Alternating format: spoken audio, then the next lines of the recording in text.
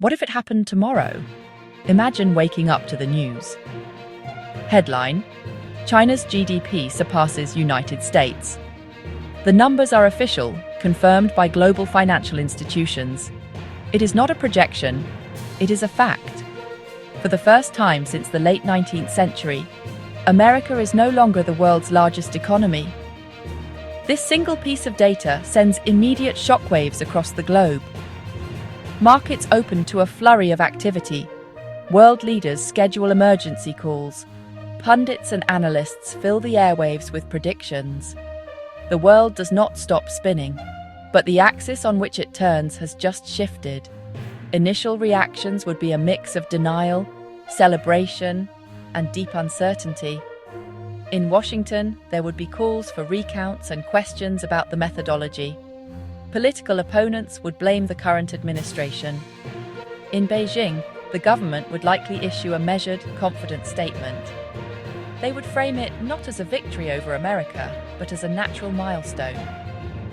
Across Asia, Africa, and Latin America, many nations would see it as a sign of a new era. A world no longer dominated by a single Western superpower. Let's be clear about what this means. Gross domestic product, or GDP, is the total value of all goods and services produced within a country in a year. When we say China's economy passes America's, we mean this metric.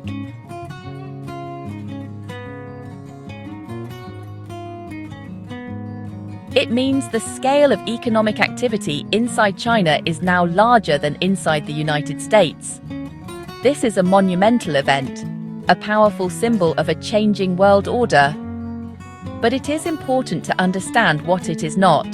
It is not a measure of wealth per person. The average American is still far wealthier than the average Chinese citizen. The US has a higher GDP per capita. So why does total GDP matter so much? Because it reflects aggregate national power. A larger economy gives a government more resources. It can fund a larger military. It can invest more in scientific research. It can invest more in technological development. It can provide more foreign aid. It can provide more overseas investment, building influence. A larger domestic market gives more leverage in trade negotiations. The largest economy becomes the center of gravity for global business. It pulls investment into its orbit. It pulls talent into its orbit. It pulls innovation into its orbit. The US dollar has been the world's primary reserve currency for decades, giving America immense financial power. But as China's economy grows, this system will erode. Countries will slowly diversify their reserves into other currencies like the yuan. This would weaken demand for US bonds, making it more expensive for the government to borrow and raising interest rates for American consumers. Global supply chains would also begin to reorient themselves.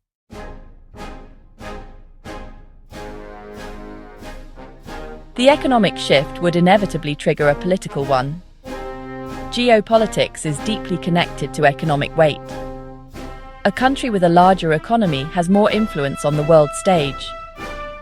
The US has long been the world's sole superpower, able to shape global norms, build alliances, lead international coalitions. With China as the economic number one, the world would move from a unipolar system to a bipolar to a multipolar one. The US would remain a hugely powerful actor, but it would no longer be the only one at the center. It would have to negotiate and compete with a peer rival in a way it has not had to do since the end of the Cold War. This new dynamic would be felt most acutely in international forums like the United Nations. China would use its economic clout to build support for its political positions. It might offer favorable trade deals or infrastructure investments to countries in exchange for their votes on key resolutions. This could challenge long-standing international norms on issues like human rights, democracy, internet freedom. The world could see a growing divide between two blocs, one aligned with the US and its democratic allies, and another more inclined to follow China's lead.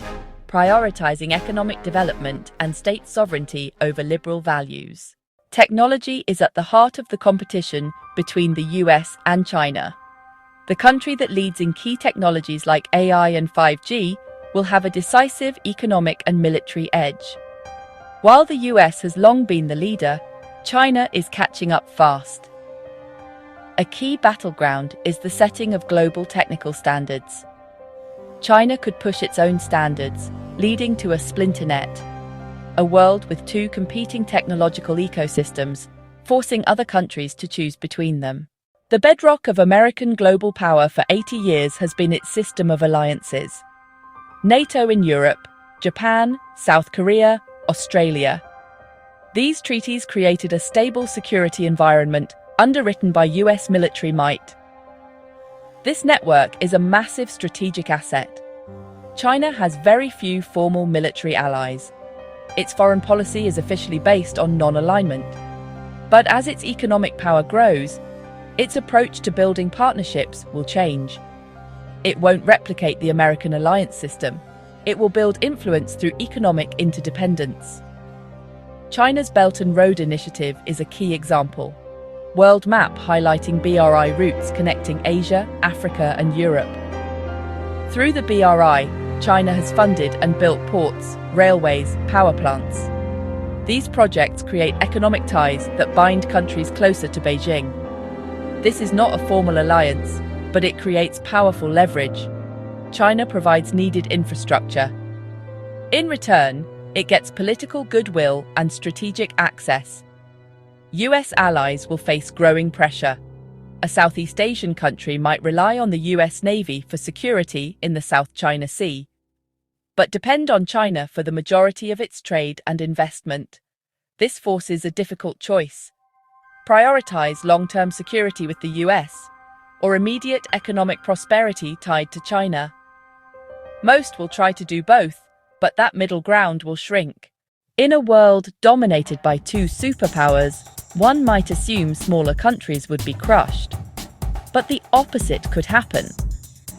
Intense competition between the US and China creates new opportunities for smaller nations. They gain unprecedented leverage by playing the giants against each other, a swing state dynamic on a global scale. This gives smaller nations agency they never had before, forcing both powers to become better partners and offer more attractive deals. Power is not just economic and military, it is also cultural, often called soft power. For decades, American culture has been a dominant global force. When China's economy becomes number one, it will seek to boost its own cultural influence. But this will not be easy. While China will invest billions in its creative industries, government censorship stifles the creativity that leads to global hits. The American perspective would no longer be the default. As we look to the long term, several possible futures emerge. One path is a new Cold War, splitting the world into two hostile blocs in a bleak zero-sum competition. A more optimistic path is managed competition, where rivals cooperate on shared threats like climate change, while establishing guardrails to prevent conflict. A third possibility is a truly multipolar world, where the rise of other powers like India and the EU creates a more fluid, if less predictable, international system. However, we must remember that GDP is just one measure of power. America's enduring strengths lie in its innovative capacity, its world-class universities, and its deep network of alliances. The trust in US financial institutions and the global role of the dollar are powerful assets that will not vanish overnight. Power is also about trust, ideas, and the ability to build coalitions. The best path forward is one of smart adaptation, reinvesting in these strengths while continuing cooperation on global challenges. The future is not predetermined. You've been watching IfVerse, where imagination meets possibility. See you in the next reality.